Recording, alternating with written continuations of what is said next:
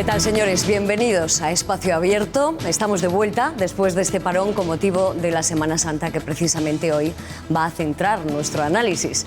A pesar de la lluvia, la Semana de Pasión ha vuelto a concitar a miles de personas en las calles de Castilla y León. Eso sí, cada una por distintas motivaciones.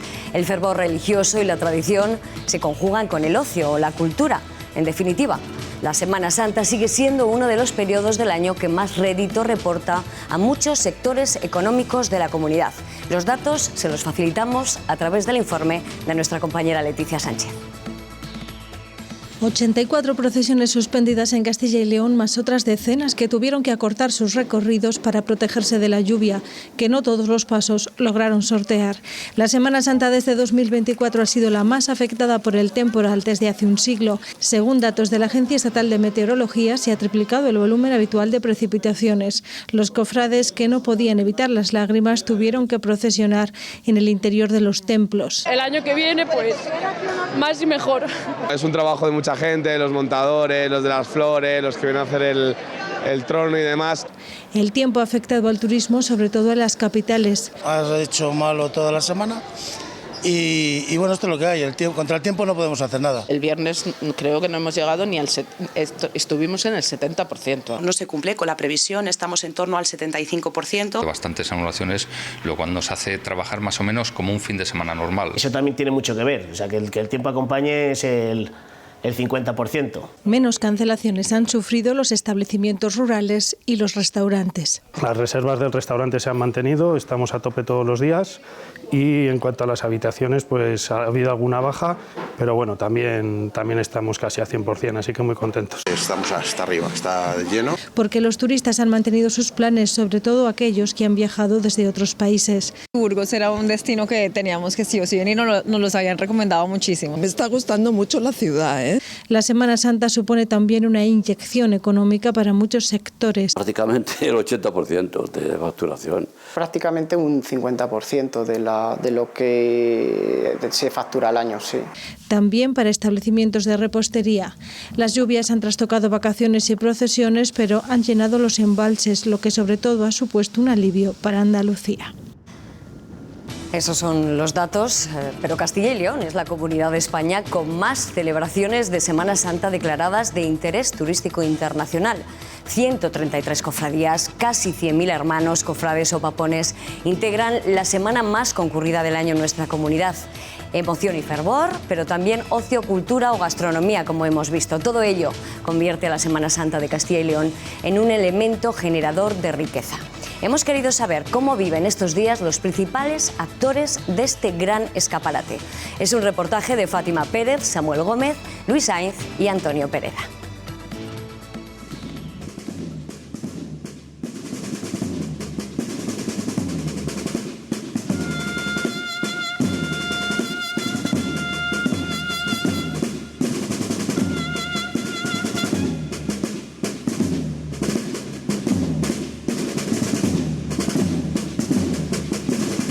Esperanza, Laura, muchísimas gracias por abrirnos las puertas de vuestra casa. Estamos aquí porque ambas formáis parte de una procesión en Zamora, la procesión de la Virgen de la Esperanza. No sé si por honor a tu nombre, no sé desde cuándo llevas desfilando en ella. Mi madre nos apuntó a mi hermana y a mí pues sobre el año 1987, llevaremos 38 años. Y sí, me llamo Esperanza, sale la Virgen de la Esperanza, pues nos quiso apuntar a esta procesión. Tengo devoción a la Virgen de la Esperanza y me gusta y seguiré saliendo, no he fallado año. Solo fallé el 2005 cuando nació Laura, que nació en abril, y siempre he salido y seguiré saliendo hasta que el cuerpo aguante, no dejaré de salir de esta procesión. O sea que al final te mueve esa fe que tienes, esa devoción por la Virgen, una devoción que es tan palpable que se ha transmitido generación a generación, porque como me dices, está aquí Laura, tu hija menor, que sale contigo en esta procesión. Laura, ¿cómo fue salir en esta procesión? ¿Cómo lo recuerdas? La verdad es que yo el salir los primeros años no lo recuerdo, porque cuando nací mi madre me apuntó y hasta que no fui totalmente independiente de poder andar y aguantar todo el recorrido, pues no desfilé. Y la verdad es que los primeros años, no me acuerdo, tendría 5 o 6, pero la verdad es que ahora lo vivo con emoción y la verdad es que es un día que espero con ganas de que llegue. La procesión despierta mucho sentimiento porque pasa por algunos de los lugares más emblemáticos de la ciudad. No sé vosotras desde dentro cómo veis, pues eso, cómo recibe la gente y bueno, si nos podéis contar un poco cómo es ese recorrido que hace la Virgen. A ver, hay tramos en los que hay muchísima gente, sobre todo la subida de una calle bastante conocida en Zamora, Valborraz, que siempre se llena y la gente va con muchísimas horas de antelación y la verdad que es la mejor imagen de la Virgen de la Esperanza mientras sube con la saeta tocada por la banda y la verdad que es una imagen que yo ya que salgo no la puedo ver y me encantaría verla, en plan estar allí de aficionada.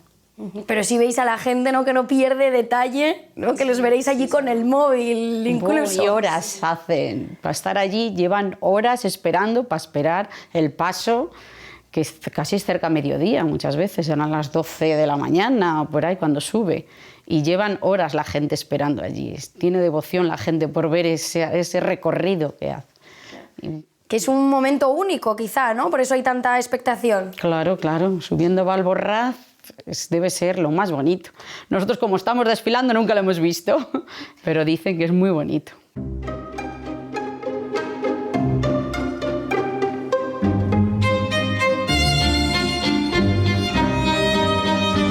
Castilla y León es el gran referente en la Semana Santa en España. Todas las declaraciones de interés turístico internacional, nacional y regional se basan en un componente de calidad y de rigor artístico, cultural, también religioso, de volcado en la fe y en la tradición, en manifestar esas tradiciones trasladadas de padres a hijos, que pocos hechos son los que se conservan de padres a hijos a fecha de hoy, tanto en Castilla y León como en otra región.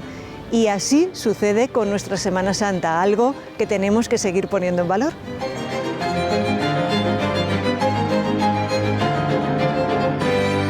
Muchas gracias, Miguel Ángel, por abrirnos las puertas de tu taller. ¿Eres imaginero? ¿Desde cuándo? Desde pequeño yo ya tenía inquietud por el modelado, el trabajar en el barro, el dibujar y por la madera. Y bueno, yo aparezco en la Escuela de Artes de Valladolid en el año 77 o 78 por ahí. Hago una enseñanza, recibo una enseñanza arreglada y salgo con el título de técnico de volumen, o sea, relacionado con la escultura, no con el sonido. Y a partir de ahí, pues nada más salir de la Escuela de Arte ya tengo un encargo de un crucificado y lo siguiente ya son 2 pasos para Semana Santa de Valladolid. ¿Y cómo es este trabajo? ¿Qué pasos hay que seguir? Pues bueno, para ver las tallas que vemos, por ejemplo, ahora en Semana Santa. El proceso es desde hacer unos dibujos y elaborar la idea sobre papel en 2 dimensiones y a partir de ahí hacer unas maquetas a escala 1:3 pues para que se vaya viendo la figura desde los diferentes puntos de vista. Y también es un trabajo que implica mucha dedicación y mucha pasión porque tú al final pues bueno, estás haciendo santos. En el caso de la Semana Santa, las figuras tienen que estar pensadas para que la gente las vea en la calle y las vea desde un punto de vista mucho más bajo que sería en una exposición, incluso en un retablo y demás, también piensas en eso. Y bueno, en el caso de estas esculturas, pues hay algunas que se les hace un besamanos o un besapié. Alguien va a besar una escultura que tú has hecho. A tu taller entra un trozo de madera y sale un santo, ¿no? Y sale el santo cuando las piezas de devoción que son para procesiones o para retablos se llegan a la iglesia. Uno de los actos es la presentación a la cofradía y otro es el de la bendición. Y más artísticamente todavía es la sala de exposición. En este caso es cuando una pieza de esta sale a la calle con todo ese público que de antemano ya es mucho más que cualquier sala de exposición o museo.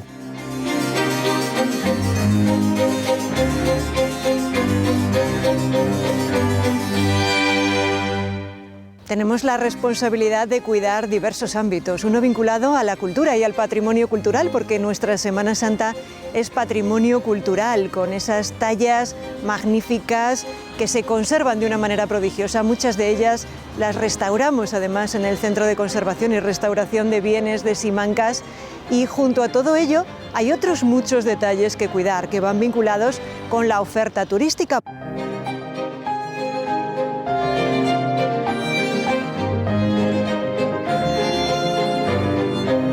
La Semana Santa es un reclamo turístico para todos los que vienen aquí a nuestra comunidad. ¿Qué supone para vosotros, los que trabajáis en los hoteles, la llegada de esta semana? La Semana Santa es una semana muy especial porque se vive de una forma distinta, se vuelcan todas las ciudades. Estamos hablando de ciudades pequeñas, pueblecitos pequeños, ciudades grandes, y supone un incremento en la ocupación a nivel regional en todos los hoteles, no solamente en los hoteles de ciudad, sino también en hoteles rurales. Y no sé, también para afrontar la llegada de esta semana, la llegada de los turistas, ¿hay que reforzar el personal o no sé cómo os organizáis? Algunos establecimientos tenemos que reforzar el personal, otros establecimientos con el personal que tienen se van arreglando, pero sí, a lo mejor 1 o 2 personas solemos incorporar a las plantillas porque obviamente la ocupación es mayor, entonces intentas dar un mejor servicio y además estas son épocas en las que sí. ¿Y qué tipo de público, Paloma, soléis tener? No sé si familiar o gente a lo mejor de edad más avanzada, no sé qué público soléis tener. Pues tenemos un poquito de todo. Es el año, diría yo que es la época del año en la que se mezclan todas las categorías y todos los perfiles de turista. Tienes las parejas ya más mayores que vienen a ver las procesiones, parejas con niños que quieren disfrutar de procesiones distintas, gente del sur que está acostumbrada a sus procesiones y quieren ver unas procesiones como son las castellanas, que son más austeras, que no tienen nada que ver, y empezamos a tener cada vez más el turista extranjero que quiere disfrutar de algo que en sus países de origen no contemplan. Y la llegada de tanto público, al final esa ocupación, no sé qué impacto económico tiene la Semana Santa para vosotros, para los hoteles de Castilla y León. A ver, tiene un impacto positivo, obviamente.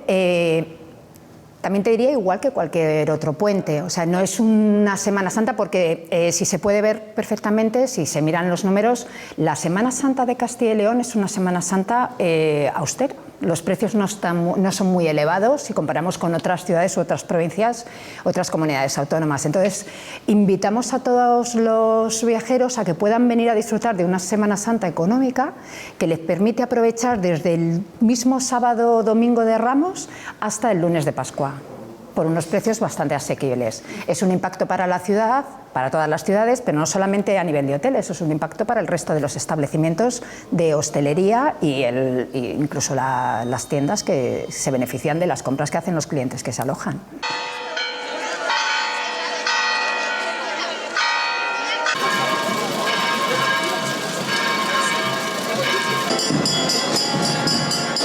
La Semana Santa abre a combinar las procesiones y los ritos religiosos con otras muchas variantes, por ejemplo, el realizar alguna de las rutas del vino en Castilla y León o comer en muchísimos restaurantes maravillosos que tenemos en nuestra tierra.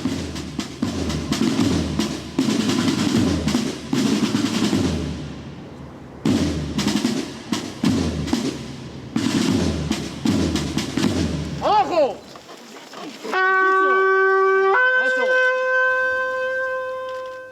La singularidad de la Semana Santa de Castilla y León está fuera de toda duda, pero ¿cuánto queda de la auténtica, de la original? ¿Cómo ha evolucionado durante todos estos años? Bueno, pues de todo ello hablaremos hoy con nuestro invitado, antropólogo, y él es director de la Cátedra de Tradiciones de la UBA, José Luis Alonso Ponga. Bienvenido a Espacio Abierto. Muchas gracias. Bueno, antes de entrar en materia, porque vamos a hablar mucho y bien de Semana Santa, de la Semana Santa de Castilla y León, sí que me gustaría que hiciese una valoración, porque me imagino que es para darle la enhorabuena el haber conseguido introducir en el ámbito universitario las tradiciones. Esa cátedra creo que es para sentirnos orgullosos todos, ¿verdad? Sí, yo creo que sí, después de 30 años que lleva, ¿no? Y además que la Cátedra de Estudios de la Tradición, ahora que yo ya estoy fuera, pues puedo decirlo con más, digamos, de una forma, digamos, teóricamente más objetiva, ha puesto a la Universidad de Valladolid en unos lugares muy importantes de Europa. Es un referente en el estudio de la antropología, sobre todo de la antropología de las tradiciones populares. No solamente en Europa, sino también en Hispanoamérica, sobre todo en la relación con las universidades de los Estados Unidos, que fueron estados que pertenecieron a la corona española, donde, por ejemplo, hablando de la Semana Santa, todavía se conserva una serie de tradiciones que es muy interesante estudiar en conjunto. Porque a veces allí quedan cosas que casi no han variado desde el siglo XVII, que aquí hemos perdido o conocemos por los textos o por los documentos. Entonces es muy interesante. Y supongo que esa cátedra no podía nacer en otro sitio que no fuera Castilla y León, porque debemos de ser un oasis, un vergel de tradiciones. Bueno, ¿es así? Esa es una de las razones. Perdón. Y la otra es porque, claro, detrás de todo esto estuvo desde el primer momento Joaquín Díaz, ¿no? Con el rector Fernando Tejerina, que fueron los que apostaron por esta perspectiva, por este fenómeno. Aparte de que la Cátedra de Estudios sobre la Tradición, lo bueno que tiene es que es interdisciplinar. Entonces nosotros hacemos estudios holistas de todo, no en una dirección concreta, sino intentando abarcar lo diacrónico con lo sincrónico, lo que tenemos en este momento tanto en Castilla y León, iba a decir, como en el mundo entero. Entonces esto es muy rico a la hora de dar incluso ideas para historiadores, historiadores del arte, sociólogos, antropólogos, etcétera. Y con la trayectoria que tiene usted de conocimiento de esas tradiciones, ¿sería muy atrevido decir que la tradición estrella, por decirlo de alguna manera, es la Semana Santa en nuestra comunidad? Bueno, yo creo que en nuestra comunidad, y por lo menos en la Europa católica, y estoy hablando de los países que han mantenido esta fuerza, digamos, de un catolicismo bastante enraizado en el barroco, ¿no? Si excluimos un poco Francia, después de la Revolución Francesa, entonces tenemos que encontrar estos elementos, estos fenómenos en la zona de Marsella, en la zona, digamos, o de Niza, digamos, del Mediterráneo, pues todo lo que es Italia, de Roma hacia abajo, lo que es Portugal, y lo que es algunas cosas de Grecia, donde hay católicos, pero sobre todo Malta, son unas naciones que pueden medirse bien con nosotros.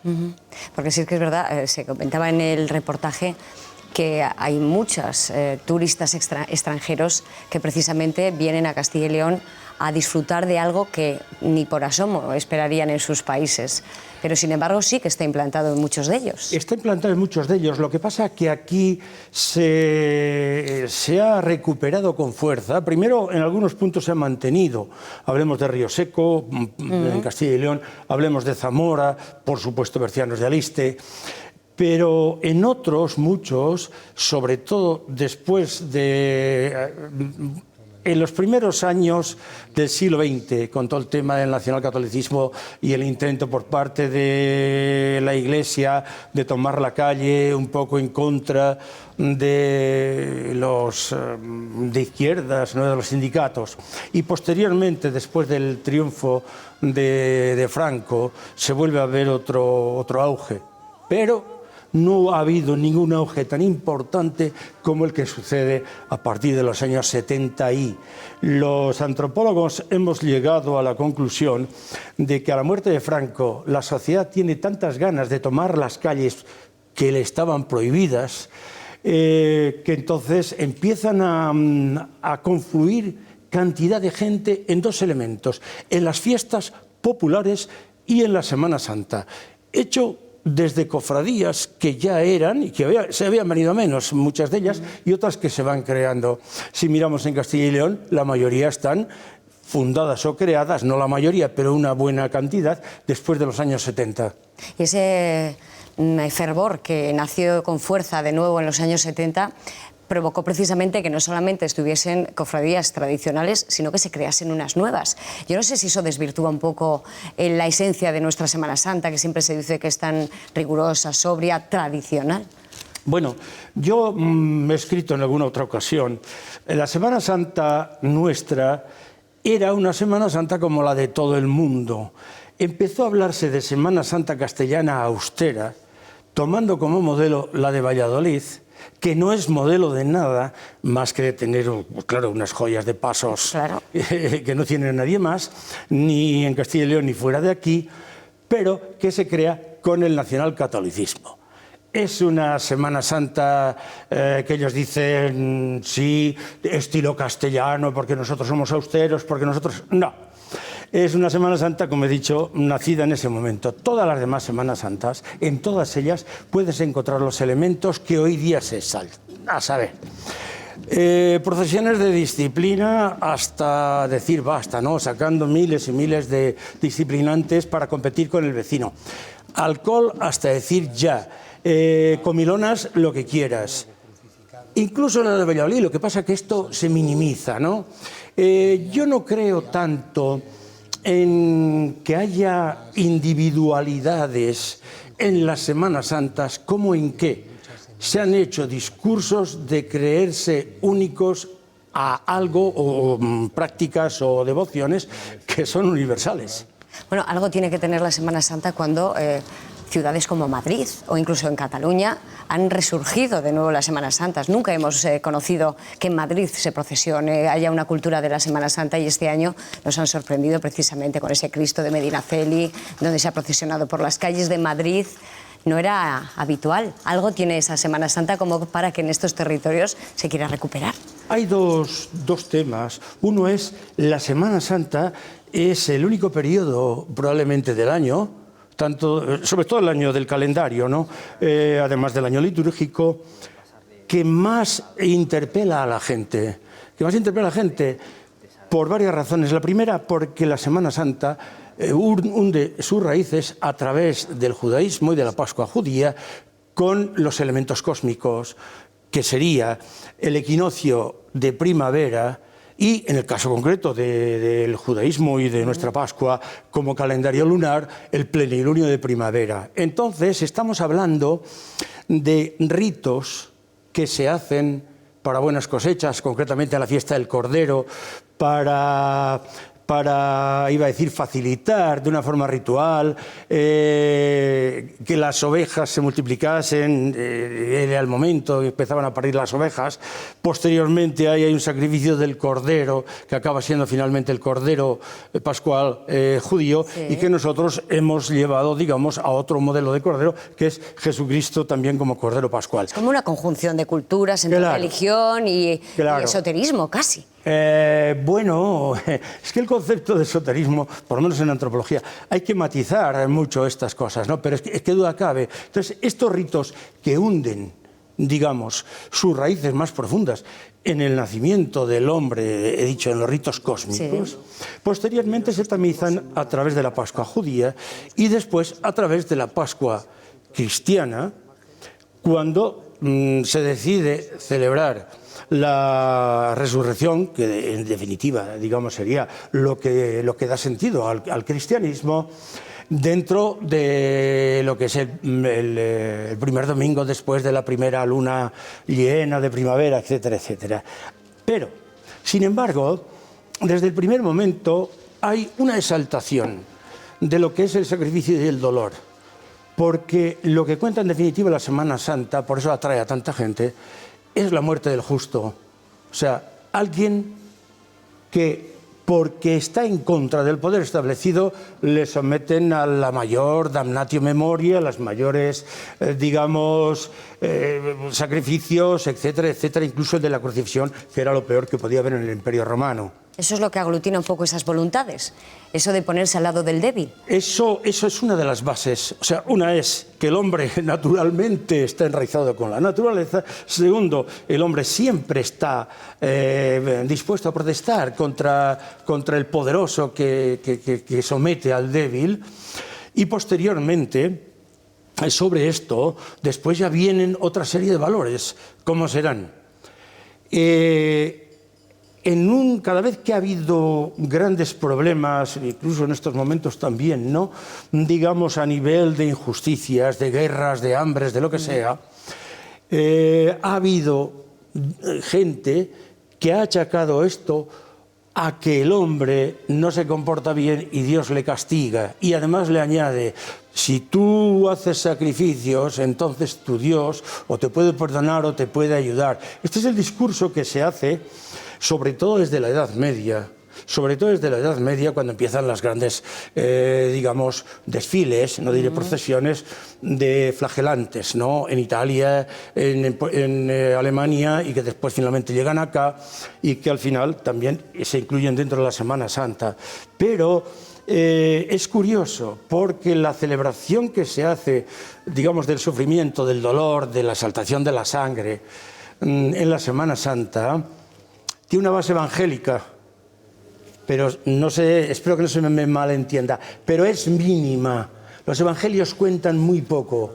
Son después los místicos que empiezan a inventarse a través de visiones que dicen que tienen sufrimientos de Jesucristo que ni están narradas en los evangelios ni están narradas ni siquiera en los primeros apócrifos. Pero que eso, digamos, parece ser que viene bien al pueblo, que está en esta idea de ser un deudor de Dios, que además presentan como un Dios muy justiciero y que está dispuesto a castigar a la humanidad.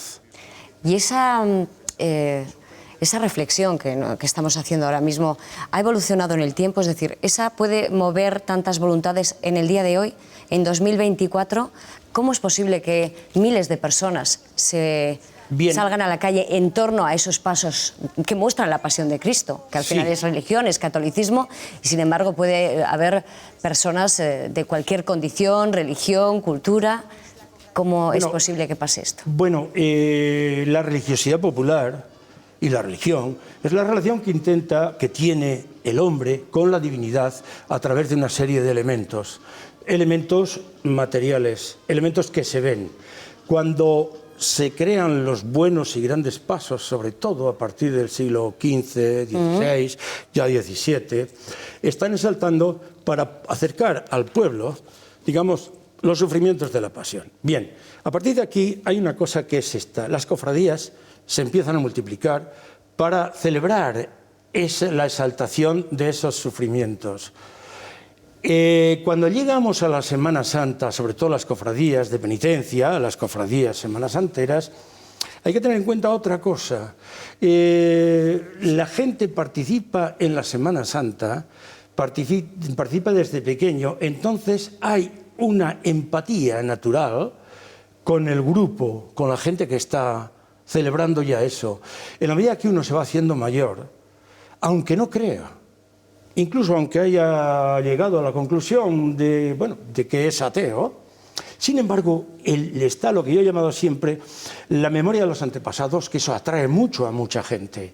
Atrae mucho a mucha gente. Yo cuando hacía trabajo de campo en Valladolid, he estado 13 años haciendo trabajo de campo, me he encontrado con todo tipo de gente desfilando, cofrades, como es anónimo, no puedo decirlo. Y mucha gente me ha dicho, vamos, cuando digo mucha gente, digo, pues a lo mejor más de la mitad de la gente decía que no era especialmente practicante, no era atea, tampoco iba todos los días a misa, todos los domingos a misa, a celebrar la Pascua, etcétera, etcétera, etcétera. Claro, esto, para cierto punto de catolicismo, que es, digamos, el que exalta o predica la cultura hegemónica, esto es poco menos que una blasfemia. Pero la persona que está intentando vivir su religión, esto es una manera de hacerlo y de vivirlo. Supongo que ahora que estamos en un momento donde las vocaciones no están demasiado en boga, hay cada vez menos incluso sacerdotes, religiosos, puede ser una oportunidad para el clero. No sé si aprovechan este evento religioso y multitudinario pues para aprovechar esta coyuntura. Bueno, yo creo que las procesiones se hicieron como para predicar a la gente, ¿no? Es un poco aquello medieval de la Biblia Pauperum, la Biblia de los pobres, que a través de imágenes ve lo que de otra manera no entendería. Entonces, por supuesto, esto pueden ser procesiones catequéticas, pero claro, si nosotros hablamos de procesiones catequéticas, no debemos someter lo estético turístico a la religión. Yo no estoy diciendo que se hagan de una manera o de otra. De la misma manera que si nosotros queremos que lo primero y más importante sea el turismo y la estética, entonces pues tenemos que admitir que a lo mejor ciertas procesiones no son tan, entre comillas, edificantes.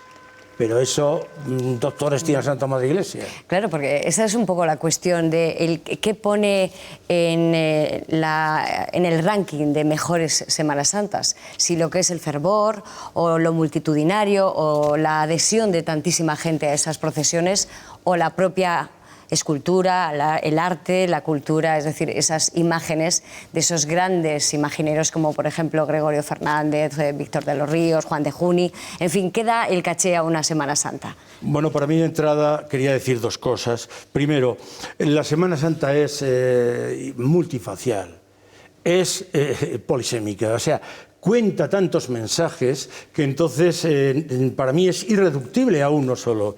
Pero por otra parte, hay otra cosa. Hoy día se nos llena la boca con declarada de bien de interés cultural internacional. Si uno pone en conjunto por qué se han declarado cada una de estas Semanas Santas bien de interés cultural internacional, veremos que bueno, las razones son variopintas. El que una Semana Santa sea declarada bien de interés cultural, interés turístico internacional, nacional o local, solamente significa que es un evento turístico que le han dado categoría internacional. No tiene nada que ver con el bien de interés cultural inmaterial, que de esas, en Castilla y León, solamente hay 3. Bercianos de Aliste, que mantiene una Semana Santa, pero no porque la mantenga y porque yo esté saltando la historia, sino porque se puede documentar cómo ellos han seguido viviendo la Semana Santa desde finales del 16. Eso está demostrado, pero sin alaracas. ¿Por qué? Porque tenía un sentido. Para ellos tenía un sentido y lo sigue teniendo, que es el mismo, ¿no? Y los sentidos y los valores de la Semana Santa son el identitario, el religioso, el económico, etcétera, etcétera. Después, Medina de Rioseco, que ha mantenido sus gremios y sus cofradías y que más o menos hoy día, digo, mutatis mutandis, habiendo cambiado de pasos algunos, de atuendos incluso, de recorridos, pero mantiene también porque más de una tercera parte de la población pertenece a alguna cofradía, o sea, que es una señal de identidad que no se puede negociar con ella, y Zamora. Pero Zamora, que como todos sabemos, pues es una ciudad que tenía su Semana Santa, pues como todas las demás en el barroco, es la que se recupera en el 19 con nuevas tallas y que se hace de la Semana Santa otra vez. Iba a decir, el modus vivendi de una ciudad que no será muy grande, pero que tiene unas cofradías que sí que atraen e interpelan a la gente hasta el punto de que también casi, bueno, hay más de la mitad de zamoranos que son de una cofradía, ¿no? Estas son los 3 elementos. El resto yo diría que esto es como el vino, ¿no? A uno le gusta o no le gusta. El que quiera ver arte en la calle, pues lógicamente tiene que venir a Valladolid. El que quiera ver una Semana Santa, o sea, unas vivencias de un grupo desde varias perspectivas, entonces tiene que ir a las que he comentado antes. Por lo tanto, si tuviera que elegir esa Semana Santa que marque la esencia de nuestras raíces, de nuestra tradición, ¿tendrían que ser esas 3? Para mí sí. Vamos, para mí desde luego que sí, porque todo lo demás son creaciones, o vamos a llamarlo mejor, recreaciones que se hacen a través de discursos sobre pasos, sobre a veces pseudohistoria, sobre cantidad de cosas, ¿no? Que no es lo que es la Semana Santa. Sin embargo, lo otro no es cuestión de vivir, ¿no? Que es una de las cosas más, desde mi punto de vista, más importantes. Leíamos esta semana una entrevista a la historiadora María Antonia Fernández de Hoyo, que conoce bien, y aseguraba que no era necesario seguir haciendo pasos para las cofradías, para la Semana Santa. ¿Estamos saturados de imágenes en nuestras Semanas Santas? ¿Nunca son suficientes? ¿Por qué esa inquietud en cada una de las cofradías por ir nutriendo su entidad de más pasos, de más tronos, de más imágenes?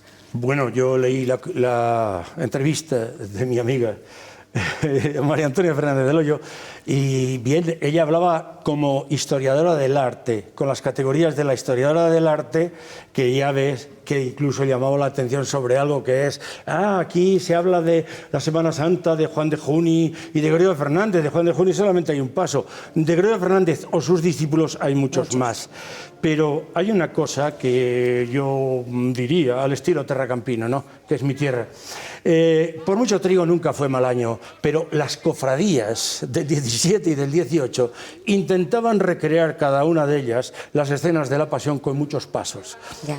Entonces, yo creo que son las propias cofradías las que tienen que decir si quieren más pasos o no quieren más pasos. Pero además, los que conozcan la Semana Santa de Valladolid, o por lo menos se hayan acercado a los entresijos de la Semana Santa de Valladolid, sabrán que los pasos de Gregorio Fernández, ¿sí?, menos algunos que son propiedad del museo, son propiedad generalmente de una cofradía que los tiene cedidos a otras, habiendo creado cantidad de luchas y cantidad de, vamos a decir, detalles que no son precisamente los que ayudan a mantener esto. Por eso, en la medida que estas cofradías han podido, han creado sus propios pasos. Claro. Para garantizar, de todas maneras hay uno, y voy a ir a la parte no ortodoxa de la Semana Santa, que es una cofradía que se mantiene en el tiempo, que aglutina a miles de personas también. Nos vamos a trasladar a León para hablar del Santo Genarín.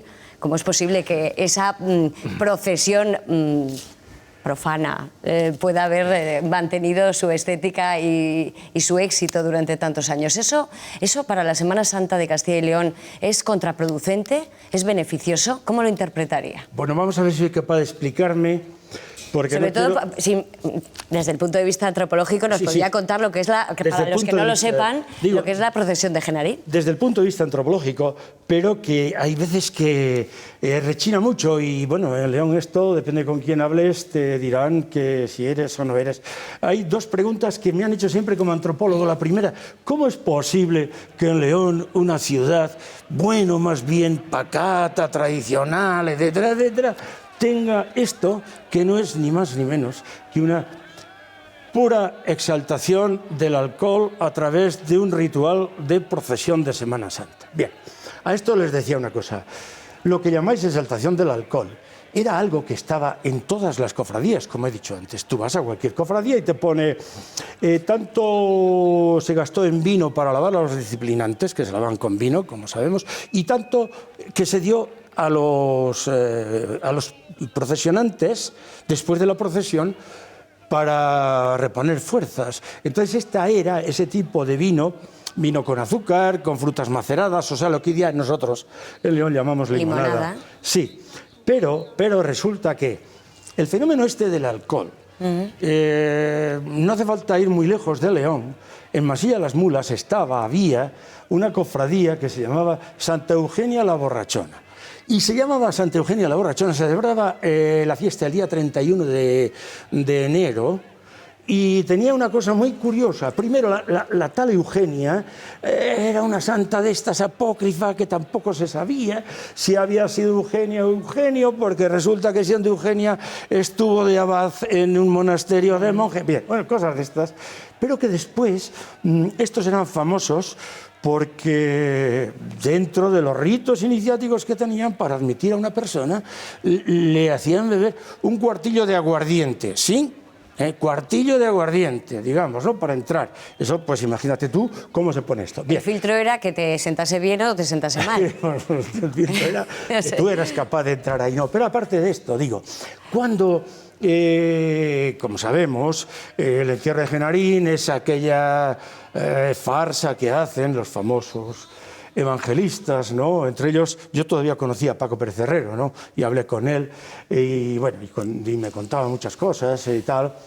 No estaba de acuerdo con el cariz que habían tomado las cosas, ¿no?, porque al final ella decía que para conmemorar la muerte del primer del primer coche que hubo de la basura que mató a uno, un pellejero, Genaro, que estaba haciendo sus necesidades contra la muralla. Entonces, a partir de ahí, estos empezaron a hacer una cena en su honor, donde hacían poesías y las recitaban.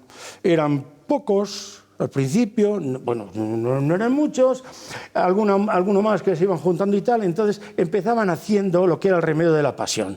Empezaban con lo que ya ellos llamaban la Sagrada Cena, y después se acercaban hasta el lugar donde murió Jenaro para acercarle allí una hogaza de pan, una naranja, y después el aguardiente, el orujo, que era lo que él había tomado siempre, según se decía. Que supongo que es más tradición que Semana Santa, aunque coincida en el tiempo, porque se hace el miércoles santo. Ya, pero no es que coincida en el tiempo, no es que coincida en el tiempo. Esto, si no se hiciese en el Jueves Santo, en la noche del Jueves Santo, aprovechando que dicen que es cuando, cuando murió... Cuando falleció. Cuando murió Jenaro, esto sería un macrobotellón a lo bestia sin motivo ni razón.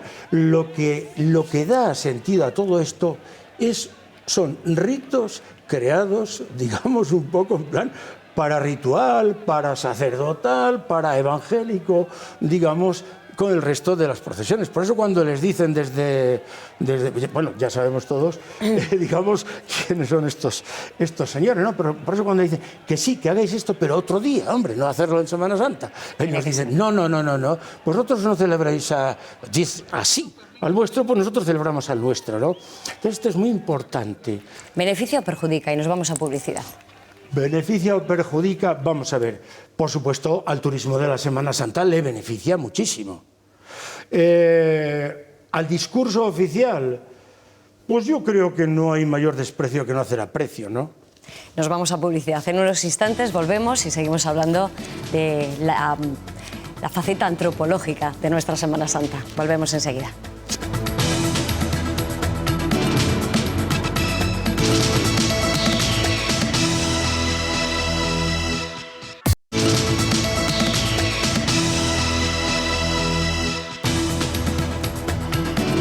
Ya estamos de vuelta en Espacio Abierto, estamos de conversación con el antropólogo José Luis Alonso Ponga. Estamos hablando de todo lo que envuelve la Semana Santa, que no son pocas cosas, pero a mí me gustaría saber qué inquietudes despierta en las nuevas generaciones, en los chavales que están ahora mismo estudiando periodismo, la Semana Santa. Vamos a ver qué le preguntarían a Alonso Ponga los estudiantes de periodismo. ¿Qué es lo más especial de la Semana Santa en Castilla y León? Y eso que decíamos que no había exclusividades, que nos pensamos que tenemos algo tan singular, ¿o no? ¿O sí? Bueno, claro, entonces habría que ir hablando de varias Semanas Santas. Porque, por ejemplo, he hablado antes de Zamora, de tal eso, pero el secuestro del Santísimo por los gascones en Riaza es de una belleza impresionante, ¿no? La procesión está donde va el Santísimo y entran los gascones, o sea, que son los de la cofradía, tal. Aquí en buscáis a Jesús Nazareno, pues aquí tal. Bueno, entonces nosotros nos hacemos cargo de él. Bueno, es una recreación. Sí, pero son de los restos que había del antiguo teatro. Esto a mí, por ejemplo, me parece una cosa fascinante. El Nazareno de Almazán no se le va la zaga, por decir, o sea que hay muchos. Mantener la autenticidad de nuestra Semana Santa supone ir introduciendo cosillas que dicen sevillanizaciones, como las saetas o el baile de los pasos. Aquí hay para todo, es decir, los puristas lo rechazan absolutamente. Claro, pero es que, y sin ánimo de comparar, el purismo no sé si es bueno para algo, pero es que cuando empiezan los turistas esto es como los toros, ¿no? O como el flamenco. No, hay dos cosas, ¿no? Si la Semana Santa evoluciona desde dentro, porque los que participan creen que debe evolucionar bien, el tema de la sevillanización no es ni más ni menos que un reconocer que nosotros necesitamos de otras cosas de fuera para ser alguien, o sea, que somos alguien por invitación. Cosa que no necesitamos, así que... No, es más, además, yo he contado en otras ocasiones cómo en un congreso que estaba, precisamente coincidió allí en Sevilla, el profesor Isidoro Moreno hizo un artículo diciendo al obispo de Salamanca que por favor, que ya estaba bien de copiar, que si aquí no tenían religión para tener que copiarlo de Sevilla. Lo digo por si acaso. Pues para el que tuviera alguna duda, yo creo que está ya absolutamente respondida la cuestión. Bien, vamos a conocer otra de las preguntas de nuestros periodistas futuros. ¿Se deben renovar las procesiones o mantener la tradición? Bueno, es que siempre hay renovación. Nada permanece igual a sí mismo. Yo hasta hace poco, y ya explico por qué, decía, menos las palabras de la consagración, que es la base del rito, todo lo demás ha ido cambiando. Bueno, ahora ya digo, ya hasta de esto ya no estoy seguro, porque todos podremos haber oído que antes se decía, esta es la sangre que se ha derramada por todos, y ahora se dice por muchos. Bien, dicho esto, siempre hay cambios. Cuando uno hace trabajo de campo, yo por ejemplo, que en la universidad nuestra, digo nuestra, yo no pertenezco a la cofradía, pero por razones obvias me encuentro cerca del Santo Cristo de la Luz, del Santísimo Cristo de los Universitarios. Como todos los años asistía, he visto los cambios imperceptibles. Entonces, probablemente haya que renovar recorridos y mensajes porque ya están caducos. Pero, repito, son los cofrades los que tienen que hacerlo. Vamos a la siguiente pregunta. En una sociedad cada vez más laica, ¿peligra la Semana Santa? ¿Peligra la Semana Santa? No, yo creo que la Semana Santa no peligra, por muy laica que sea, por lo que hemos dicho antes, porque la Semana Santa no solo es religión. Yo siempre he dicho, desde que empecé a estudiar estos temas, la Semana Santa es un fenómeno basado sobre la religión, que es, por decirlo de alguna manera, el testigo de larga duración sobre el cual se construyen todos los demás valores, a saber, social, identitario, económico, como hemos dicho, hablado, sí. Patrimonio musical, patrimonio escultórico, etcétera, etcétera. No sé si nos queda alguna pregunta más, creo que sí. Vamos a escucharles. ¿Qué hacemos para evitar que se suspendan las procesiones por mal tiempo?